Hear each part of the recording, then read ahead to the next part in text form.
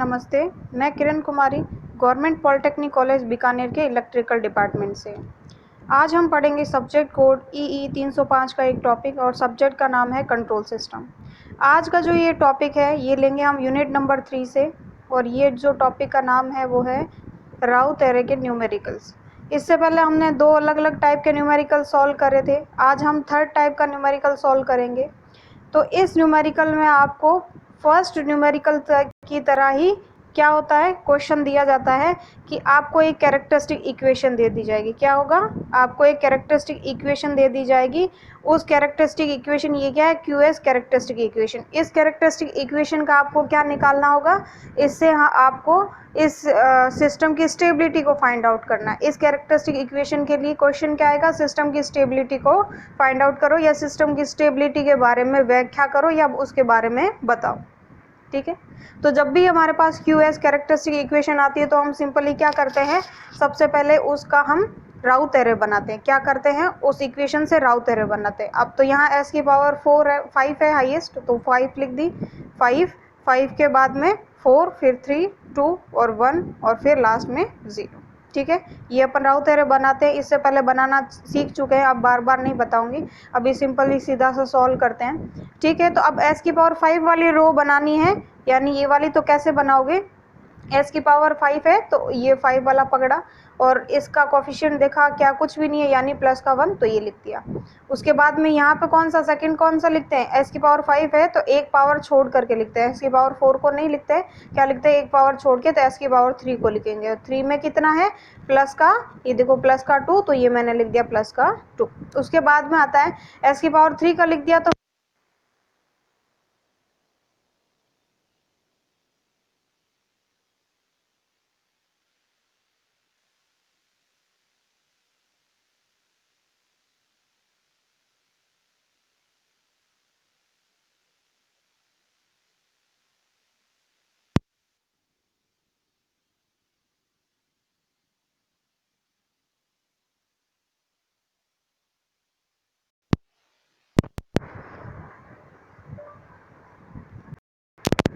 Highest power क्या है, S की पावर 4, तो 4 वाला रो बनाएंगे। तो कैसे बनेंगे, 4 वाला बनाने के लिए आपको क्या करना पड़ेगा, सबसे पहले 4 वाला कोफिशिएंट देखो इक्वेशन में क्या है, इसका कुछ भी नहीं है यानी प्लस का 1, तो ये प्लस का 1 लिख दिया। फिर एस की पावर 4 के बाद में 3 वाला तो लिखेंगे नहीं क्योंकि एक छोड़ करके लिखते हैं पावर, तो ये एस की पावर 3 वाला तो लिखना नहीं है। क्या लिखेंगे, एस की पावर 2 का कोफिशिएंट, तो एस की पावर 2 का कोफिशिएंट क्या है, प्लस का 2, तो ये प्लस का 2 लिख दिया। ठीक है, उसके बाद में एस की पावर 1 वाला तो लिखेंगे नहीं, इसको एक छोड़ना है इसलिए।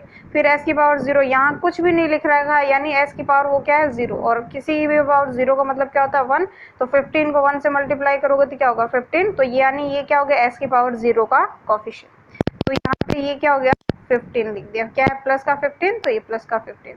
तो ये दोनों फर्स्ट और सेकंड ये दो रो बन गई। फिर थर्ड वाली बनानी है, वही फॉर्मूला से थर्ड वाली रो का कोफिशिएंट निकालना है। तो जस्ट ऊपर, उससे ऊपर की दो, जस्ट ऊपर वाली दो रो लेंगे, ले ली। तो ये जैसे इसको मैंने मान लिया क्या है b1, तो b1 की वैल्यू क्या आ जाएगी, ये b1 है तो b1 के लिए क्या हो जाएगा 1 multiply by 2 minus 2 multiply by 1 divided by 1। तो यहाँ से ये हो गया b1 की वैल्यू क्या आ गई 0, तो ये मैंने लिख दिया 0। ठीक है, अब b2 की वैल्यू निकालेंगे। तो b2 की निकालने के लिए क्या करेंगे, सेम वही प्रोसेस।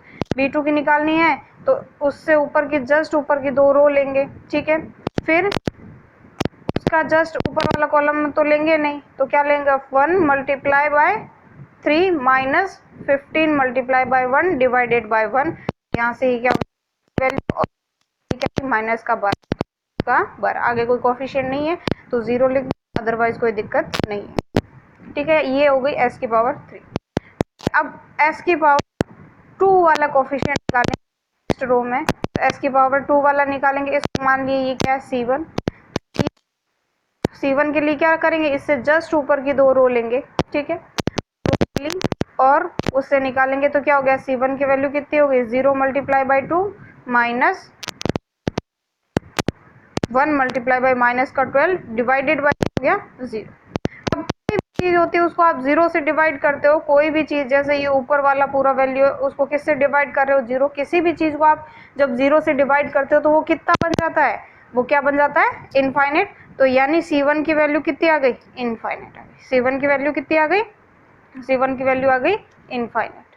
अब जब भी ऐसी सिचुएशन आ जाए क्या कि इनफाइनाइट बन जाए, तब आपको क्या करना है, तब आपको ध्यान रखना है कि आगे वाली रो में भी बार बार इनफाइनाइट आते रहेंगे या हम इसको राउथ एरे से अच्छे से सॉल्व नहीं कर पाएंगे, हमको सॉल्व करने में दिक्कत होएगी। जब भी ऐसी सिचुएशन होती है तब हम इसको कैसे सॉल्व करें, तो इसके सॉल्व करने के लिए सबसे पहले तो ऐसे क्वेश्चंस की पहचान कैसे होगी, इसकी पहचान कैसे करेंगे, तो पहचान ऐसे करेंगे, आपको कंडीशन ये देखनी है कि कोई भी रो ले लो, उसका फर्स्ट एलिमेंट ज़ीरो हो जाए। क्या हो, कोई भी रो का फर्स्ट एलिमेंट ज़ीरो हो जाए, लेकिन वो पूरी रो ज़ीरो नहीं होनी चाहिए, कम से कम एक एलिमेंट तो नॉन ज़ीरो होना चाहिए, यानी कम से कम एक ऐसा एलिमेंट होना चाहिए उस रो में कि वो ज़ीरो ना हो।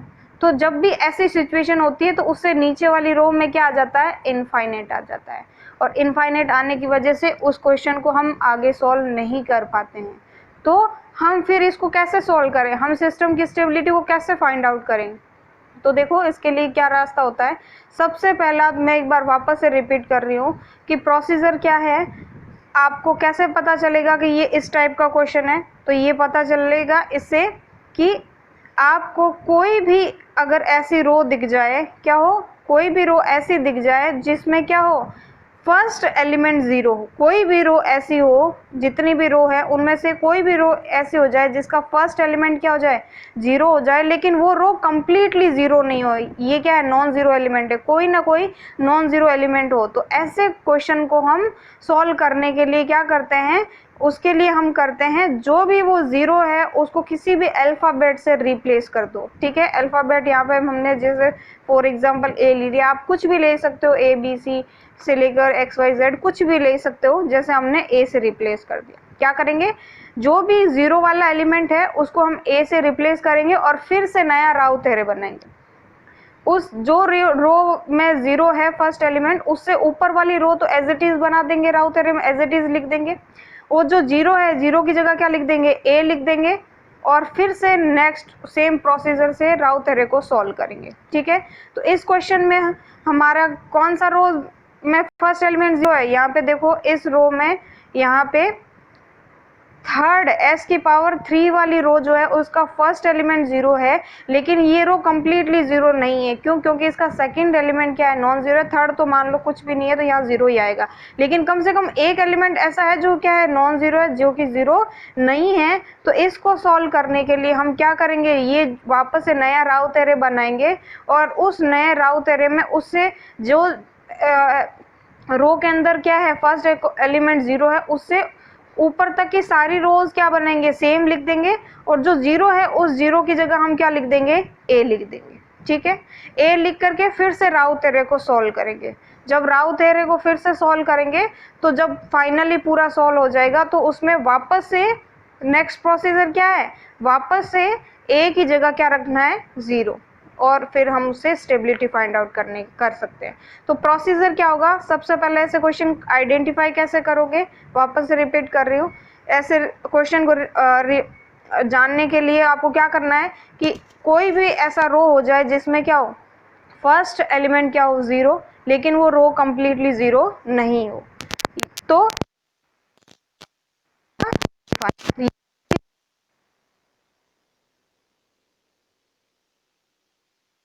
नहीं कर सकते। तो इसके लिए क्या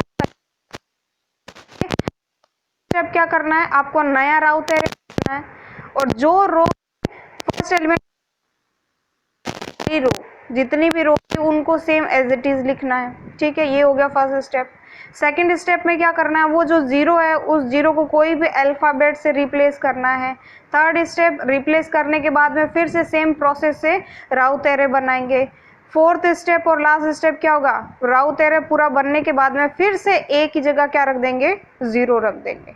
ठीक है, ये रख के फिर अपना जो नॉर्मल प्रोसीजर है उसी से हम इसको क्या है, फर्स्ट एलिमेंट ज़ीरो है तो हम क्या करेंगे, इस नया राउथ एरे बनाएंगे। ठीक है, तो जैसे ये s की पावर 5 वाली और s की पावर 4 वाली रो एज इट इज़ बनाइए। ये देखो मैंने s की पावर 5 वाली और s की पावर 4 वाली रो मैंने एज इट इज लिख दी है, ठीक है। s की पावर 3 वाली में क्या था, फर्स्ट एलिमेंट क्या था, 0 था, तो 0 की जगह मैंने क्या लिख दिया, यहाँ पे देखो a लिख दिया, क्या लिख दिया मैंने, a लिख दिया। और फिर ये 12 था तो ये माइनस का 12 एज इट इज लिख दिया, ठीक है। ये रो बनानी है, इस रो में चेंजेस इतना ही करना है, जो नॉन जीरो है उसको एज इट इज रख दो, बस जो जीरो है उसकी जगह आप a रख दो, ठीक है, ठीक है। फर्स्ट एलिमेंट में ऐसे नहीं, यहाँ पे ये जीरो है, यहाँ कुछ नहीं है, इन सभी जीरो की जगह आप a रख दो, नहीं, आपको क्या करना है, फर्स्ट एलिमेंट को ही क्या को a रखना है या कोई भी अल्फाबेट रखना, ऐसे नहीं कि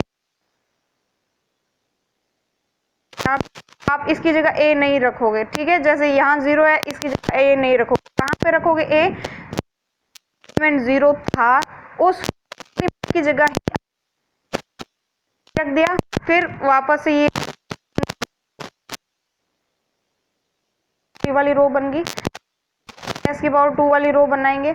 यानी आपको ये मान लिया मैंने, जैसे है इसको मान लिया ये क्या C1 एलिमेंट, तो C1 की वैल्यू निकालने के लिए क्या करेंगे, उससे जस्ट ऊपर की 2 रो लेके निकालेंगे। तो C1 की वैल्यू कैसे निकालेंगे, a मल्टीप्लाई बाई 2 माइनस का 1 मल्टीप्लाई बाई माइनस का 12 डिवाइडेड बाई a, से ये हो गया C1 की वैल्यू आ गई। इसी तरीके से क्या निकालोगे, C2 की वैल्यू कैसे निकालोगे, C2 निकालनी है तो उससे जस्ट ऊपर की 2 रो ली, और ये लेंगे नहीं क्योंकि सेकंड निकाल रहे हैं, तो ये लेंगे नहीं, तो a मल्टीप्लाई बाय 15 माइनस का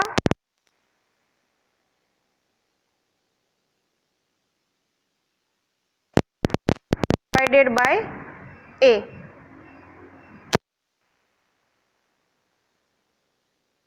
ये निकाल लिया बाय a, ठीक है। तो यहाँ से 1 मल्टीप्लाई बाय 0 तो क्या हो गया, वापस से 0, तो a से a कट गया,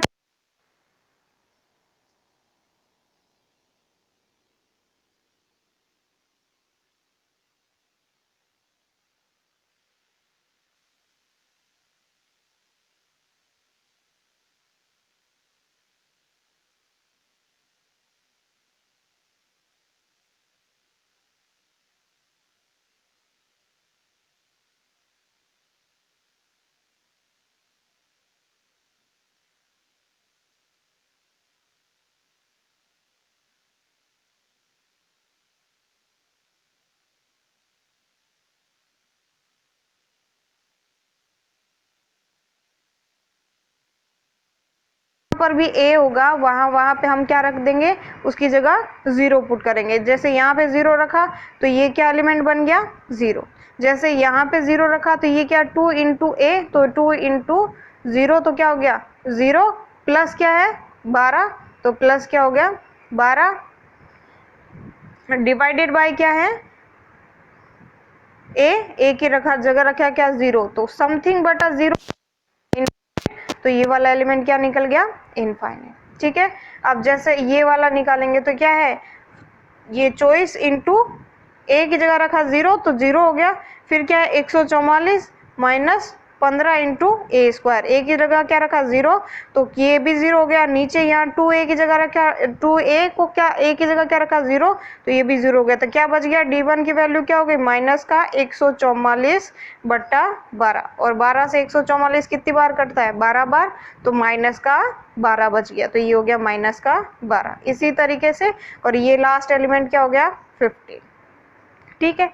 तो ये हमारा पहले की तरह नॉर्मल राउथ एरे बन गया। तो अब हम इससे क्या चेक करेंगे, स्टेबिलिटी की, सिस्टम स्टेबल है कि नहीं है। तो देखो सिस्टम स्टेबल है कि नहीं है, तो कैसे चेक करते हैं हम, दो कंडीशन चेक करते हैं। पहली कंडीशन कि फर्स्ट कॉलम जो है उसमें कोई भी साइन चेंजेस नहीं होने चाहिए, यानी सारे के सारे साइन क्या होने चाहिए, सेम होने चाहिए, या तो सभी पॉजिटिव होने चाहिए या सभी नेगेटिव। क्या कोई यहाँ पे साइन चेंजेस है, हाँ यहाँ पे साइन चेंजेस है, कहाँ पे देखो यहाँ पे ये प्लस का 1 है, प्लस का 1 है, प्लस का 0, प्लस का इनफाइनाइट है, लेकिन यहाँ पे क्या हो गया माइनस का 12 और ये प्लस का 15, तो क्या हो गया यहाँ पे साइन चेंजेस है। तो साइन चेंजेस जहाँ आ जाते हैं तो सेकंड कंडीशन अपने को चेक करने की जरूरत नहीं होती है। सेकंड कंडीशन क्या है, सेकंड कंडीशन है कि राउथ एरे में कोई भी रो जो है वो कंप्लीटली 0 नहीं होनी चाहिए। तो उसको चेक करने की अब जरूरत ही नहीं है। अब क्या हो गया, फर्स्ट पहले यहाँ पे क्या हो गया, साइन चेंजेस आ गया, तो ये सिस्टम क्या हो गया, अनस्टेबल हो गया। तो ये सिस्टम क्या हो गया, अनस्टेबल हो गया। तो यानी अब अनस्टेबल है सिस्टम, तो क्या होंगे सिस्टम में, अगर हम एस प्लेन की बात करें तो एस प्लेन में क्या होता है कि अगर एस प्लेन में लेफ्ट हैंड साइड, जैसे ये एस प्लेन है तो ये लेफ्ट साइड है, ये राइट साइड है, और ये क्या है, जे ओमेगा एक्सिस, ठीक है, ये क्या है, जे ओमेगा एक्सिस। तो अगर राइट साइड में सारे पोल या रूट्स लाई करते हैं तो सिस्टम क्या होता है, स्टेबल। अगर सारे के सारे पोल लेफ्ट साइड, कोई भी, सारे की जरूरत नहीं है कि एक भी पोल अगर राइट साइड में लाई कर गया, मान लो सारे के सारे लेफ्ट में है लेकिन एक पोल राइट में लाई कर गया, तो वो सिस्टम क्या हो जाएगा, अनस्टेबल हो जाएगा। क्या हो जाएगा, अनस्टेबल हो जाएगा, ठीक है। लेकिन थर्ड कंडीशन क्या हो सकती है कि सारे के सारे पोल क्या है, लेफ्ट साइड में, लेकिन और राइट में एक भी पोल नहीं है, लेकिन कुछ पोल जो है वो क्या है, जे ओमेगा एक्सिस पर है, और जो जे ओमेगा एक्सिस पर है वो क्या है, सिंपल पोल है। सिंपल पोल मतलब जैसे यहाँ पे मान लिया ये क्या है, इस पे है 1 प्लस का J1, तो यहाँ पे जैसे मान लिया प्लस का J2, ये मान लिया प्लस का J3, ठीक है। उसी तरीके से नीचे ये हो गया माइनस का J1, ये क्या हो गया, माइनस का J2, और इसी तरीके से ये हो गया माइनस का J3, ठीक है। सिंपल पोल यानी जैसे ये माइनस का J1 है तो उस पे, या प्लस का J1 है, उस पे एक ही पोल लाई कर रहा है, तो सिस्टम क्या होगा, मार्जिनली स्टेबल। कब, जब सारे के सारे पोल क्या हो, लेफ्ट में हो इस प्लेन के, राइट में कोई भी पोल नहीं है, लेकिन कुछ पोल जो है वो जे ओमेगा एक्सिस पे, चाहे एक भी पोल क्या हो, जे ओमेगा एक्सिस के ऊपर लाई कर रहा है, और जो पोल लाई कर रहा है वो क्या है, सिंपल पोल। सिंपल पोल का मतलब क्या है, एक जगह पर एक ही पोल होना, यानी J1 पे क्या होना, केवल एक ही पोल होना, या माइनस का J1 पे एक ही पोल होना, या माइनस का J2 पे एक ही पोल होना। तो जैसे यहाँ पे है, यहाँ पे है, जैसे यहाँ पे जे ओमेगा एक्सिस पे 4 पोल है, लेकिन माइनस का, प्लस का 2J पे क्या है, केवल एक ही पोल है, प्लस का 1J पे क्या है, एक ही पोल है, तो ये प्लस का माइनस का J1 पे एक ही पोल है, माइनस का J2 पे भी क्या है, एक ही पोल है, यानी ये सारे पोल कैसे हैं, ये सारे के सारे पोल क्या है, सिंपल पोल है, ठीक है। जब भी पोल सिंपल है तो सिस्टम क्या होगा, मार्जिनली स्टेबल। और मार्जिनली स्टेबल को हम और क्या कह सकते हैं, मार्जिनली स्टेबल को हम लिमिटेड स्टेबल भी कहते हैं। तो आपका क्वेश्चन का आंसर क्या होगा, या तो अगर ऐसी सिचुएशन है तो मार्जिनली स्टेबल या फिर लिमिटेड स्टेबल होगा सिस्टम, ठीक है। तो ये कुछ कंडीशंस थी। तो यहाँ से हमको ये पता चल गया कि यहाँ पे क्या है, माइनस का 12 आ गया, यानी माइनस में आ गई तो साइन चेंजेस है, साइन चेंजेस तो सिस्टम क्या हो गया, अनस्टेबल। नेक्स्ट क्वेश्चन कितना क्या पूछा जाता है आपसे, ये पूछा जाता है अगर सिस्टम अनस्टेबल है तो कितने पोल लेफ्ट, राइट और जे ओमेगा एक्सिस पे लाई करेंगे। तो उसका कैसे पता चलेगा, उसका ऐसे पता चलेगा। अब देखो, जितने मैंने क्या बताया, जितने नंबर ऑफ साइन चेंजेस है उतने पोल क्या करेंगे, राइट साइड में लाई करेंगे। कितने साइन चेंजेस, आप बोलोगे एक, तो आंसर क्या है, गलत। कितने साइन चेंजेस है, 2। कैसे, देखो ये इनफाइनाइट के आगे प्लस है, तो प्लस से माइनस एक साइन चेंज हो गया, फिर माइनस से 15 के आगे क्या है, प्लस, तो प्लस, फिर माइनस से प्लस पे चेंज हुआ तो एक और चेंज हो गया, तो 1 प्लस 1 2 साइन चेंजेस टोटल कितने हुए, 2। तो 2 पोल क्या होंगे, राइट साइड में लाई करेंगे। तो टोटल इक्वेशन की हाईएस्ट पावर क्या है, 5 है पावर, तो टोटल पोल या रूट्स कितने होंगे, 5 होंगे। अब 5 में से 2 तो क्या हो गए, राइट में लाई करके, तो बाकी सारे किस पे लाई करेंगे, लेफ्ट में लाई करेंगे। तो ये हो गया, तो 5 में से 3 तो क्या हो गए लेफ्ट में, 2 हो गए राइट में, जे ओमेगा एक्सिस पे 0। अब आप बोलोगे कि जे ओमेगा एक्सिस पे क्यों नहीं है, तो उसके लिए भी मैं आपको कंडीशन बता देती हूँ कि जे ओमेगा एक्सिस पे कब होगा कब नहीं होगा। आगे वो नेक्स्ट क्वेश्चंस के अंदर अपन देखेंगे वो सिचुएशन की जे ओमेगा एक्सिस पे कब पोल लाई होते हैं, ठीक है। तो अभी यहाँ से हम क्या पता चल गया कि यहाँ पे सिस्टम अनस्टेबल है और ये इतने पोल्स क्या है, लेफ्ट और राइट में लाई कर रहे हैं, ठीक है। तो ये इस तरीके से क्वेश्चन सॉल्व करना है। जब ये आ जाएगा तो ये क्या हो गई, एक राव तेरे के अंदर प्रॉब्लम हो गई, उसको हम इस तरीके से सॉल्व कर सकते हैं, ठीक है। अब आपको काफी बार ऑब्जेक्टिव क्वेश्चन सिंपल सा ऐसे पूछा जाता है कि सिस्टम के स्टेबल होने की कंडीशंस क्या है, तो स्टेबल होने के लिए क्या कंडीशन,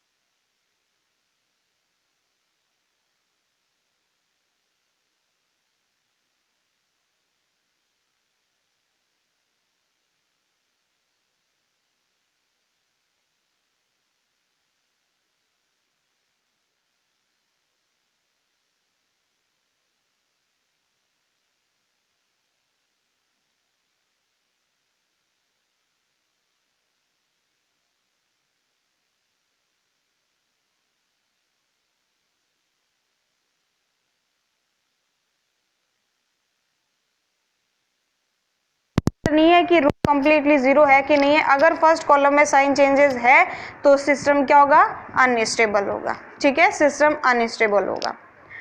या आप इसको ऐसे बोल सकते हैं कि मान लो सारे के सारे पोल क्या हैं, लेफ्ट साइड में, लेकिन एक भी पोल अगर राइट साइड में आ गया, कि एक भी पोल अगर राइट साइड में होगा तो सिस्टम क्या हो जाएगा, अनस्टेबल हो जाएगा। ठीक है, फिर तीसरी कंडीशन क्या है, अगर जे ओमेगा एक्सिस पे मल्टीपल पोल लाई करते हैं,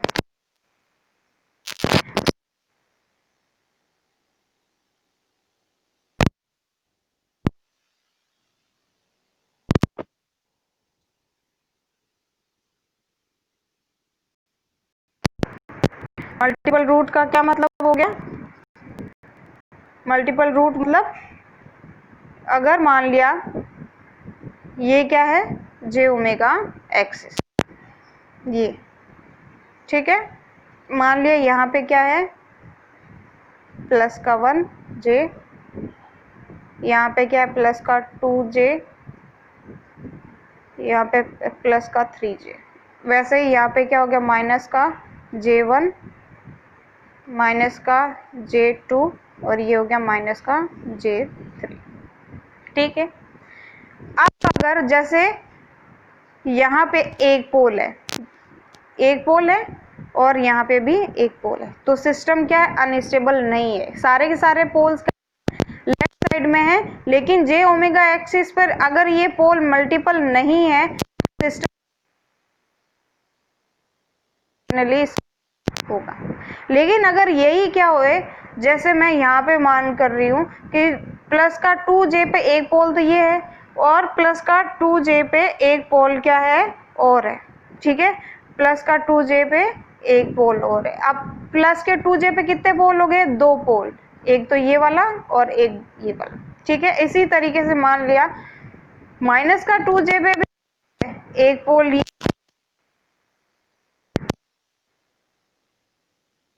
दो से ज्यादा पोल होंगे तो उनको क्या बोलेंगे हम, मल्टीपल पोल बोलेंगे। जब भी जे ओमेगा एक्सिस पे मल्टीपल पोल लाई करेंगे तब भी सिस्टम क्या हो जाएगा, अनस्टेबल हो जाएगा। ठीक है, थर्ड क्या होती है सिचुएशन, कि मार्जिनली स्टेबल या लिमिटेड स्टेबल। मार्जिनली या लिमिटेड स्टेबल कब होता है सिस्टम, तो उसके लिए क्या कंडीशन है कि फर्स्ट कॉलम में कोई साइन चेंजेस नहीं हो। कंडीशन क्या है, फर्स्ट कॉलम में साइन चेंजेस नहीं हो, लेकिन कोई भी एक रो जो है वो कंप्लीटली जीरो हो। क्या हो, कोई भी एक रो कंप्लीटली जीरो हो जाती है तो सिस्टम क्या हो जाते हैं, इसका न्यूमेरिकल अपन नेक्स्ट क्लास में करेंगे, तब आपको अच्छे से समझ में आएगा। एक बार मैं ऑब्जेक्टिव के पॉइंट ऑफ व्यू से बता रही हूँ आपको कि इसमें इस तरीके से ऑब्जेक्टिव बन सकता है कि क्या हो, फर्स्ट कॉलम के अंदर क्या हो, कोई साइन चेंजेस नहीं हो, लेकिन क्या हो, सेकंड कंडीशन क्या थी कि कोई भी रो कंप्लीटली जीरो नहीं हो।